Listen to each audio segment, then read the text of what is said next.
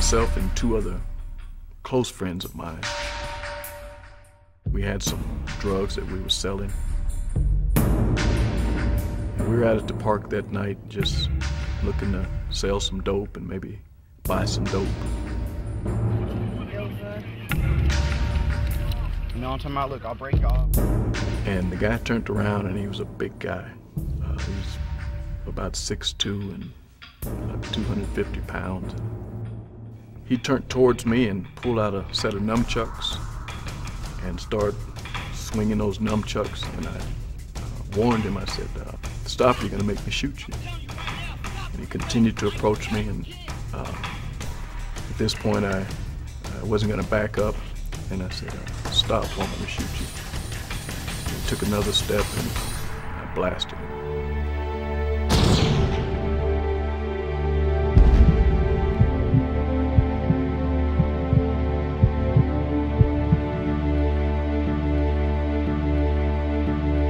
Shot him, and fire came from that gun, and the sound was so amplified in that alley. The case made national headlines. 3 teenagers charged with murder.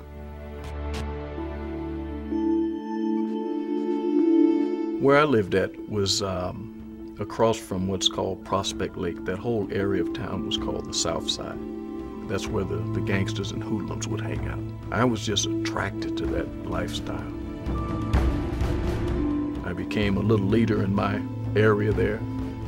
I'm 14 years old. Began smoking PCP daily, taking barbiturates, speed. There were gang fights, there were shootings. Everybody in the neighborhood had pistols.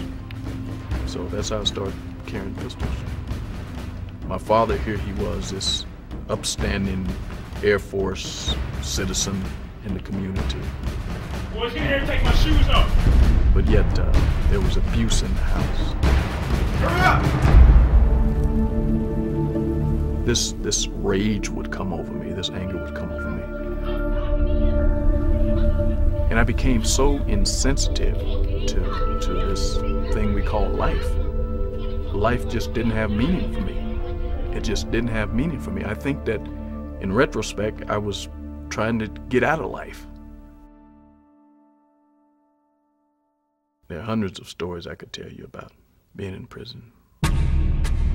When we pulled up to the prison, I saw the big guard tower. And then the prison is backed by this mountain, 20, 30 feet high fences, just stitched with barbed wire. And there's cement and steel. There were no smiles inside that prison. This was strictly business.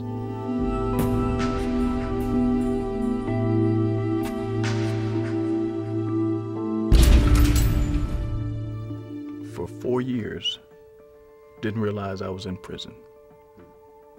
I just made the adjustments, and I just lived my life inside those walls. A defining moment in my life there. I looked up at the sky and I saw the stars. And I concluded that, wow, I'm in prison and I need to get out. I mean, all that time had passed, and I never gave it a second thought that I'm incarcerated. And at that point, I decided to do what I needed to do to get out of there.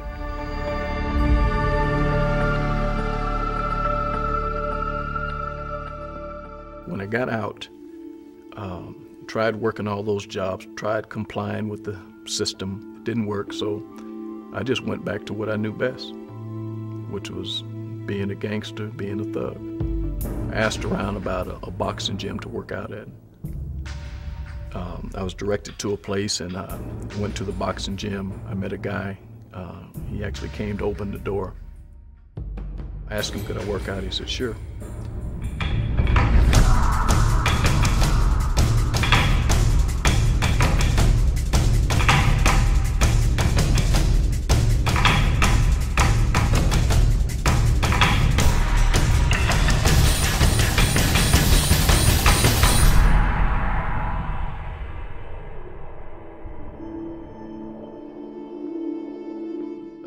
was getting ready to leave, I went to the counter and thanked him for letting me work out. And he invited me to church. And so I felt an obligation because I didn't have to pay to work out in the gym. And I said, sure, I'll be glad to come.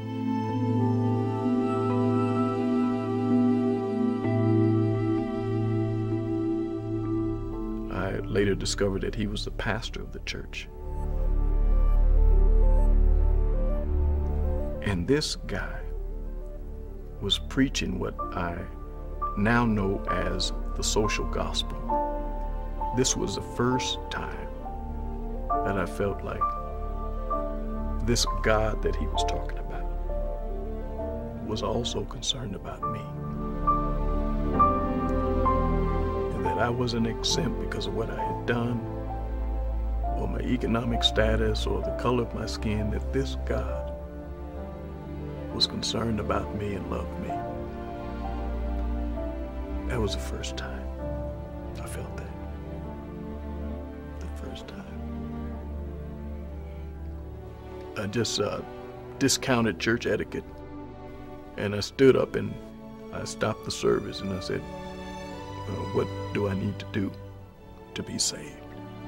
This may or may not be believable to you, but at that very moment, all that mess and confusion and other things that I can't describe changed and disappeared. And I literally felt transformed. The appetite for drugs was gone. The appetite for alcohol was gone. That hatred that I continued to walk around with was gone. God just took it away.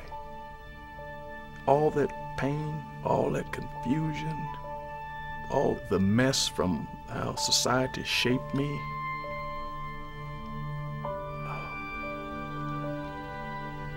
just gone, man, just gone.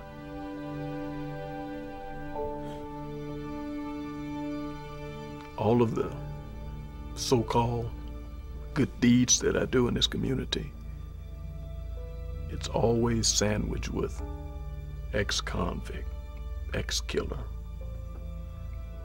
God has pardoned me. I'm a free man. I'm a free